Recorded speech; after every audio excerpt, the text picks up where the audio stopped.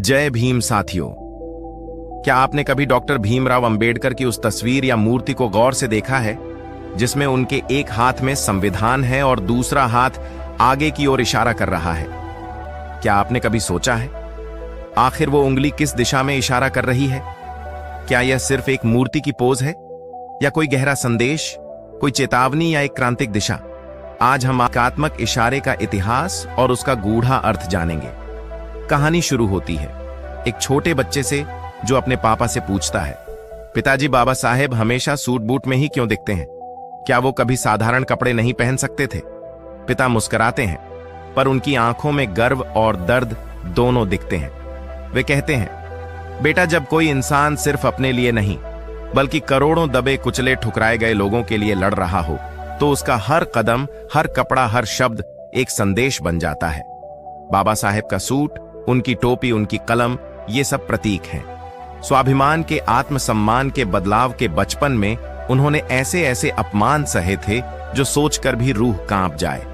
वह अपनी मर्जी से स्कूल में पानी तक नहीं पी सकते थे। पानी पीने के लिए भी उन्हें दूसरों पर निर्भर रहना पड़ता था। क्लास में सबसे पीछे बिठाया जाता था। रेलवे स्टेशन पर घंटों प्यासे खड़े रहते कि कोई चपरासी आए तो पानी दे। और जब वे कोलंबिया यूनिवर्सिटी और लंदन स्कूल ऑफ इकोनॉमिक्स से पढ़कर लौटे तो उन्होंने तय किया कि अब मैं सिर झुकाकर नहीं, सीना तान कर चलूंगा।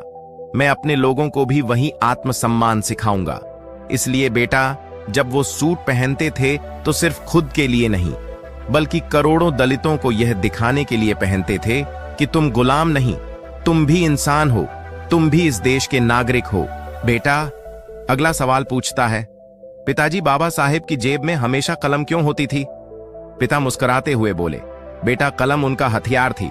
जहां तलवारें हार जाती थीं, वहां उनकी कलम बोलती थी। इसी कलम से उन्होंने भारत का संविधान लिखा जो आज भी हर नागरिक की स्वतंत्रता, समानता और न्याय का आधार है।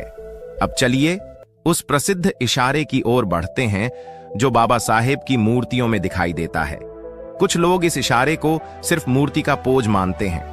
लोग कुछ कहते हैं वो उंगली ऊपर की ओर है, शायद गुस्से का प्रतीक है, लेकिन सत्य कुछ और ही है। ये इशारा क्रांति की दिशा है। ये वही इशारा है जो बाबा साहेब ने 25 नवंबर 1949 संविधान सभा में दिया था, जब उन्होंने संविधान सौंपते हुए देशवासियों को चेताया कि संविधान केवल किताब नहीं है, ये एक जिम्मेदारी है। इसे लागू करने वालों की नीयत पर इसकी सफलता निर्भर करती है। इसलिए ये उंगली इशारा करती है, अपने अधिकारों को जानो, शिक्षा ग्रहण करो, संगठित हो, संघर्ष करो और अपने समाज से योग्य प्रतिनिधि चुनकर संसद में भेजो। आज भी बाबा साहेब की यह मूर्ति केवल एक आदर्श नहीं बल्कि एक चेतावनी है कि अगर तुमने संविधान को सिर्फ किताब की तरह देखा और अपने अधिकारों की रक्षा नहीं की तो वही शक्तियां तुम्हें फिर से गुलाम बना सकती हैं।